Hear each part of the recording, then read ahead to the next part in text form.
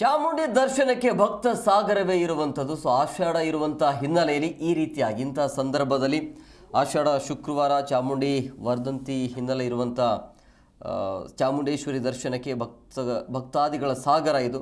ತಾಯಿ ಚಾಮುಂಡಿಗೆ ವಿಶೇಷವಾಗಿರುವಂಥ ಪೂಜೆ ಕೈಂಕರ್ಯ ಮಾಡಲಾಗಿದೆ. ಮುಂಜಾನೆ 3:30ಕ್ಕೆ ವಿಶೇಷವಾಗಿರುವಂಥ ಅಭಿಷೇಕ ಮಾಡಲಾಯಿತು.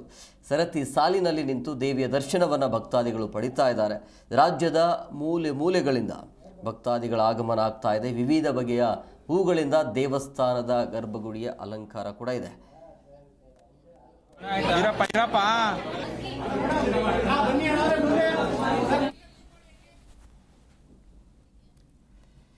ಆಷಾಢ ಶುಕ್ರವಾರ ಇರುವಂಥ ಹಿನ್ನೆಲೆಯಲ್ಲಿ ಭಕ್ತಾದಿಗಳ ಸಂಖ್ಯೆ ಸಹಜವಾಗಿ ಇವತ್ತು ಜಾಸ್ತಿ ಇರುವಂಥದ್ದು. ಅದೇ ರೀತಿಯಾಗಿ ಚಾಮುಂಡೇಶ್ವರಿ ದೇಗುಲದಲ್ಲಿ ವಿಶೇಷವಾಗಿರುವಂಥ ಅಲಂಕಾರ ಮಾಡಲಾಗಿದೆ. ಶ್ರೀರಂಗಪಟ್ಟಣ ಚಾಮುಂಡೇಶ್ವರಿ ಬೀದಿಯ ದೇಗುಲ ಅದು. ಚಾಮುಂಡಿ ದೇಗುಲಕ್ಕೆ ಬಂದಿರುವಂಥ ಭಕ್ತರಿಗೆ ಪ್ರಸಾದದ ವಿತರಣೆ ಕೂಡ ಇತ್ತು.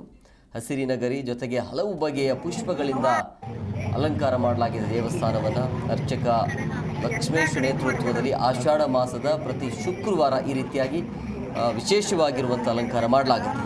ವಿಶೇಷ ಅಲಂಕಾರದಲ್ಲಿ ದೇವಿಯ ದರ್ಶನ ಪಡಿತಾ ಇದ್ದಾರೆ ಭಕ್ತರು.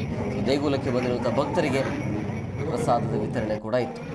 ಬೆಳಗ್ಗೆಯಿಂದಲೂ ಕೂಡ ಈ ರೀತಿಯ ಭಕ್ತಾದಿಗಳ ಸಂಖ್ಯೆ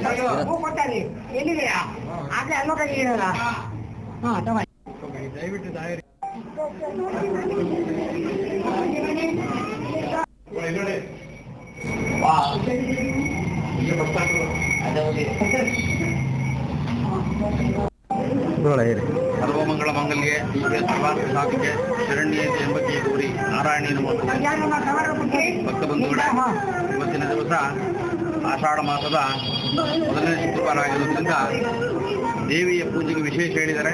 ಆದ್ದರಿಂದ ಲಕ್ಷ್ಮೀ ದೇವಸ್ಥಾನದಲ್ಲಿ ಪ್ರಾತಃ ಕಾಲ 6 ಗಂಟೆಗೆ ಪಂಚಾಮೃತ ಅಭಿಷೇಕ, ಹೂವಿನ ಅಲಂಕಾರ ಆಗಿ ಈಗ ಬರ್ತಕ್ಕಂಥ ಭಕ್ತಾದಿಗಳಿಗೆ ಪ್ರಸಾದ ವಿತರಣೆ ಆಗ್ತದೆ.